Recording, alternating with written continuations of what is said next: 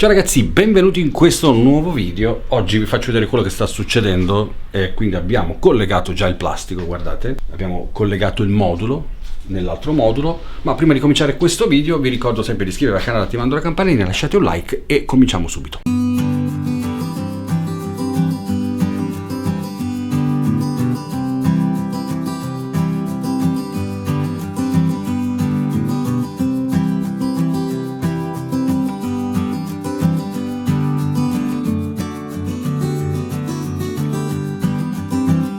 Ciao a tutti, benvenuti ragazzi. Oggi bestemmie, grandi bestemmie, perché oggi ho dovuto collegare il modulo e di qua facciamo vedere che abbiamo compattato i due moduli, quello che abbiamo appena, tra virgolette, fatto le montagne, ma dobbiamo finire ancora un botto di roba, ma ho cominciato a collegarlo in modo che adesso facciamo i collegamenti e facciamo girare un po' di treni. In teoria ho già fatto una saldatura qui, in questo punto, che serve appunto per cominciare ad alimentare questa zona. Ho mandato sotto i cavi che sono qui e ora mi sto gestendo piano piano con il cablaggio. Adesso cercherò appunto di fare alcuni fori qua sotto che mi serviranno per il passaggio dei cavi. Io ho pensato che questo plastico, essendo digitale, metterò a vista tutto quello che è la parte dei collegamenti elettrici ed elettronici, perché mi piace di più l'idea di metterli a vista che metterli sotto. Primo, per una questione di manutenzione, secondo anche per una questione estetica, perché è bello vederlo, diciamo, la parte elettronica. Cosa importantissima, adesso andrò a fare il collegamento di questo modulo con questo per vedere se transita. Sto facendo ovviamente manutenzione in generale su tutta la linea perché è stata sporcata, quindi sto pulendo i binari, sto guardando laddove ci sono dei punti dove magari non funziona bene perché o è sporco, perché i giunti metallici sono magari andati un po' male. Insomma, può succedere di tutto durante la fase di lavorazione del plastico, in quanto sapete benissimo che fatta la massicciata, fatto tutto questo lavoro, ci sono anche, diciamo, gli assestamenti del plastico, del legno che si allarga, eccetera eccetera. Andiamo a fare ora qua sotto il buco con questo trapano con una punta tazza del 20, e andiamo a bucare qui perché mi serve far uscire da questa parte proprio una parte della cavetteria. Facciamo un buco qui.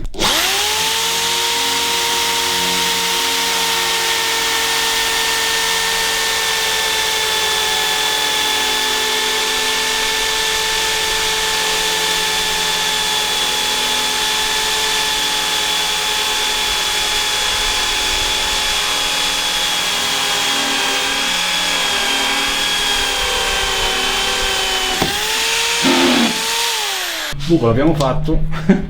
Ok, e penso che dobbiamo fare un altro anche qua sotto. Raga, questo è il cavo che ho appena passato sopra dove ho saldato i binari, e ora qua c'è un foro, vedete, che avevo fatto già l'anno scorso, che passa dentro quest'altra, diciamo, questo blocco, e ora andiamo dentro questo foro che ho appena fatto, che adesso andrò a pulire, e ci passiamo il cavo e lo lasciamo fuori. E raga, facciamo passare il cavo da qui.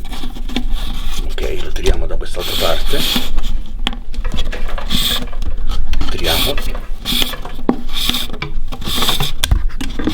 Dopo poi facciamo il cablaggio, quindi andremo a sistemare tutta la movimentazione dei cavi sotto queste nicchie.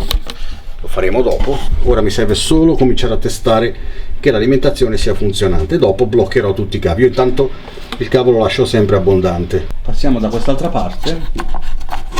Ok, e lo tiriamo. Vedete, io ho lasciato molta abbondanza proprio per lavorarlo comodamente. Ragazzi, adesso vedete, ho lasciato un'abbondanza molto eccessiva che mi permette di lavorare comodamente, e nel caso dopo saprò come sistemarmi per quanto riguarda la parte, diciamo, di cablaggio sotto. Gli metteremo qualcosina per tenerlo fermo, ok? Dei chiodini, delle graffette, insomma qualcosa. Adesso questo però voglio collegarlo perché voglio testare e mandare in funzione questa zona. Cioè, per farvi capire, in questo momento questo modulo è alimentato dal nostro sistema Roco Multimouse. Questo stiamo gestendo con questo, quindi qua abbiamo corrente su questa linea. Per esempio, vedete, c'è appoggiata la locomotiva che io ho appoggiato di ferma, e su questa linea funziona. Perché funziona? Perché io ho momentaneamente messo queste due mollettine che portano corrente su questa tratta, anche se questa tratta comunque ha già predisposto il suo cavo qua sotto, vedete, che io però ancora devo portare in cablaggio, ma lo farò dopo. Adesso mi serve solo fare una sorta di test per capire se tutto funziona. Come farò a capire se funziona? Niente, prenderò i due fili bianco e blu che ci sono qua dentro, ok? E lo porterò a collegarlo direttamente con questa alimentazione, in modo che creo un ponticello per dare continuità a quella linea. E ora lo proviamo insieme. Ecco qua, come potete vedere io sto usando un cavetto con cavo appunto per il digitale, usato anche in telefonia, comodissimo, dove dentro troviamo 3 fili, ok, da 0,75.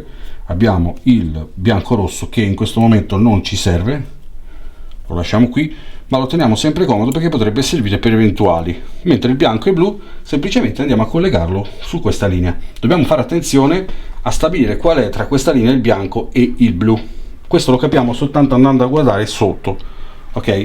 Quindi vi ricordo sempre di rispettare i colori perché vi aiutano molto a capire qual è il positivo e il negativo. E vi ricordo che stiamo lavorando in corrente continua con un sistema di alimentazione digitale, ok?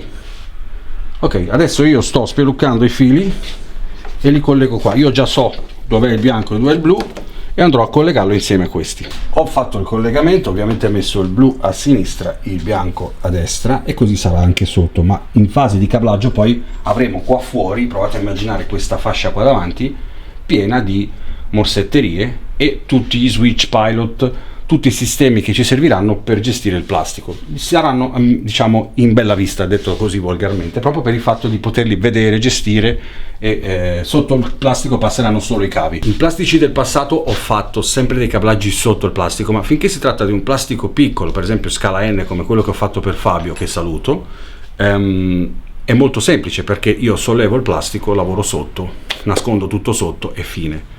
Ma in un contesto del genere capite che questo va montato in una stanza dove la persona che dovrà utilizzarlo non dovrà chinarsi, andare sotto il plastico piegato in due per andare a fare i collegamenti o eventuali modifiche, o mettete caso che, sapete, i switch pilot possono andare in blocco, bisogna andare a riarmarli, quindi una serie di particolarità che mettono in condizioni chi usa di scocciarsi, annoiarsi, trovarsi veramente in situazioni fastidiose. Quindi è un po' come, pensate un po', è come se a casa vostra metteste il quadro della gestione della luce, che ne so, sottoterra, e quindi ogni volta che salta la luce dovete fare un intervento, dovete andarlo a cercare sottoterra, abbassarvi in ginocchio, bla bla bla, e quando invece lo mettete nel vostro muro di casa, alzate un coperchio, schiacciate e siete comodissimi. Stessa cosa anche qua, quindi l'idea di metterli in vista è meglio, anche per tenerli anche puliti, perché sapete che la polvere sul digitale non è proprio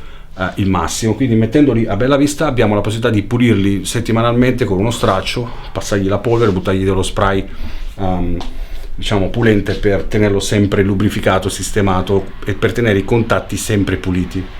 Quindi in poche parole, sotto a questo plastico abbiamo solo la cavetteria che passa, che verrà cablata una volta che io avrò finito questa zona qui. Tornando al plastico, ragazzi, ora andiamo a testare un po' di situazioni per capire se intanto avviene il passaggio tra questo modulo e questo. Una cosa importante che voglio farvi vedere, vieni vicino, è questa. Vedete, qua ci sono i due cavetti che io ho saldato, che adesso andrò a nascondere una volta testato. Questi fili andranno sotto, non si vedranno, e queste parti di saldatura verranno pitturate, colorate, imboscate, quindi non si vedranno più.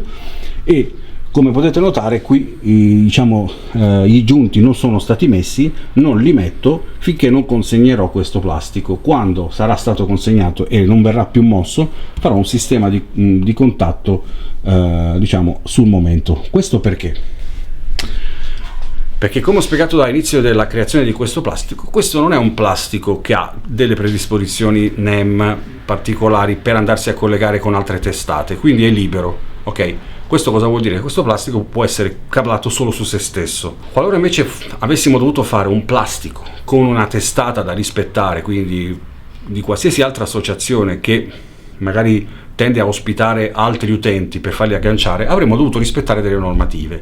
A quel punto avremmo dovuto fare una DIMA, quindi avremmo dovuto farci dare una DIMA dall'associazione che ha creato il progetto e rispettarla rigorosamente, millimetricamente, per poterci poi agganciare senza trovare nessun tipo di problema. Anche quando si fanno i plastici modulari, comunque non è obbligatorio usare i giunti, perché sono fastidiosi effettivamente, perché sono morbidi, malleabili, quindi una volta che si va a contatto si rischia sempre di farli saltare, fastidi, saltelli, bla bla bla. Cosa migliore che ritengo da fare anche per i plastici di esposizione è quella di agganciarli vicino e sul momento fargli una saldatura con dei fili metallici appoggiati al momento, e una volta finito il gioco dissaldare e portarlo via. Credo sia la cosa più comoda. Il discorso saltellio anche nei più grandi plastici purtroppo col tempo si crea, perché comunque il legno tende a dilatarsi, a cambiare forma e qualche piccolo millimetro lo perdiamo sempre, ma è tutto registrabile proprio per il fatto che io ho creato questo modulo con il collegamento a bulloni che l'ho fatto vedere nei video passati. Andate a guardare i video vecchi di questo plastico all'inizio, ho fatto vedere quando ho creato il modulo proprio per il fatto che stringendo e allargando il bullone noi riusciamo a compattare o dilatare, insomma a divaricare o avvicinare il plastico e creare poi comunque la simmetria muovendo la bolla del plastico, quindi viene più comodo. Ma ci sono tanti altri modi, questo è uno dei tanti che io uso e mi viene comodo. Ora andiamo a vedere se funziona, quindi vediamo se avviene il passaggio tra questo modulo e l'altro. Proviamo a testare, let's go. Ok raga, ora andiamo a testare. Vi ricordo che questi fili, come detto prima, spariranno, ma ho fatto anche la saldatura che va a sostituire i giunti metallici che ora non ci sono, altrimenti qua avremmo un vuoto dove la sale direbbe: che sta succedendo? Ecco, ovviamente se avessimo lasciato questo spazio vuoto lo stesso, anche di 2-3 mm, senza fare la saldatura, se avessimo mandato la locomotiva a 200 all'ora, sicuramente per inerzia sarebbe passata dall'altra parte, ma avremmo assistito allo scatto, a quella cosa brutta da vedere. Invece così per il momento diamo continuità. Ovviamente questo filo che vedete qua sotto verrà poi dissaldato e risaldato al momento in cui il plastico verrà consegnato. Ora facciamo il test per vedere intanto se andiamo dall'altra parte, se è tutto ok. Il treno è partito ai minimi regimi, proviamo a vedere se perfetto, si passa tranquillamente dall'altra parte e si prosegue. Ok, ce l'abbiamo fatta.